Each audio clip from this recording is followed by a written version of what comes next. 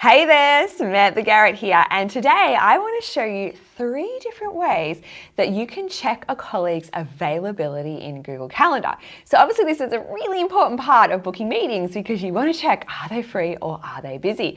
Now you may already know a couple of ways to do this, but today I'm going to let you in all the secrets so you can find the quickest and easiest way for you depending on your circumstance. So let's jump in now and take a look.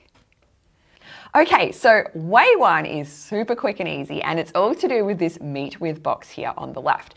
So I can come in and pop a colleague's name in here. So I'm going to type Jimmy and select him, and you'll see that he's got like highlighted in orange here and his calendar's come up in orange on my screen. So straight away I can see his availability because it's shown alongside mine.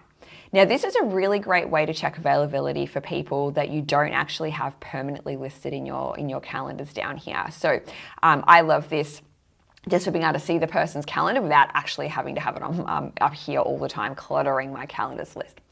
Now, you can add other colleagues here as well. So if you want to check the availability for multiple people, just keep adding them.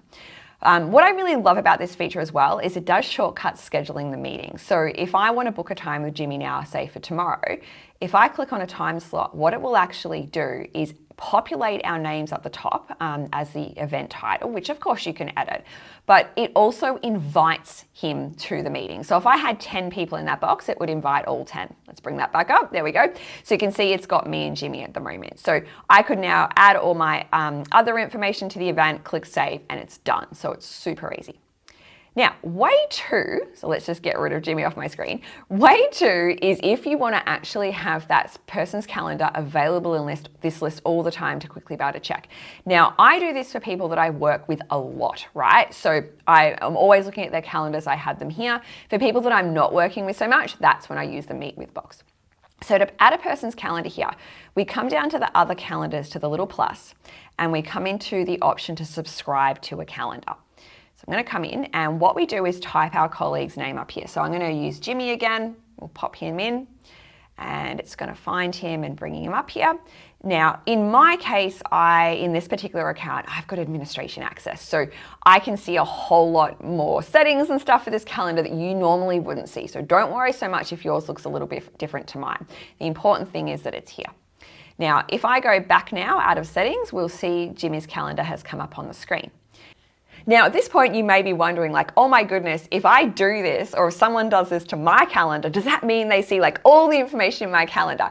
Because that's probably what you've just seen in Jimmy's. So a really important point with any of these features and any kind of checking a colleague's calendar is that what you actually see and what they see if they were doing it with yours depends on your calendar sharing settings. So if your calendar sharing settings are set that it's private within your organization, and typically it's often set so that it's only free busy time that people can see. So like the event details stay private, but people can see if you're free or busy. So in my case, I've got permission to see Jimmy's stuff, but if I didn't, it would just show free or busy. So don't let that put you off or worry you. And if you're not sure, you can always click into your calendar sharing settings and look at what they are.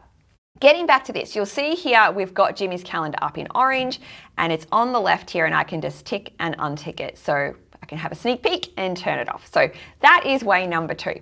Now, way number 3 is particularly helpful if you're scheduling a meeting with quite a lot of people, because we can check their availability while we're scheduling it.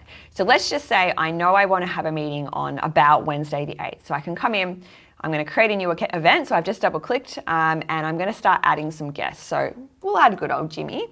We might add Abigail. Who else shall we add? I think we've got, we can add Glenn. We might add, I think we've got Wesley. So great. So I've added 4 people here. And then what I can do is I can come and use the find a time option. So I can jump in here and this will show everyone's calendar side by side. So I can see that Abigail is the only person that's got anything in her calendar on Wednesday even. And at the time that I wanted to book them, it's actually free. And I can see that by this gray box here. That's my time of 2 to 3. But let's just say someone wasn't free and I wanted to move this around. I could just then drag and drop it, and that will update the time up the top here. So really good, as I said, when you're scheduling with multiple people. Now, this will only work, of course, if you've got access to at least see availability in those people's calendars. So if you had invited external people, you're probably not going to have access to their calendars, so you won't see any availability for them.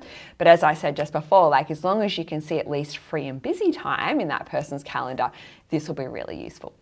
Now, if you're really struggling to find a time, what you can do is you can even come over here to suggested times, and it will suggest a whole lot of times for you as well. So then once you've got your time, we can come back here to event details, we can configure the rest of the options, click save, and we are done. So there you have it, my 3 ways that you can check a colleague's availability in Google Calendar. So I'd love to hear in the comments if you've picked up any new ways from this, or perhaps which ones you find most useful. So feel free to drop a comment below, and do subscribe to the channel if you want to stay up to date with more Google tips and tricks.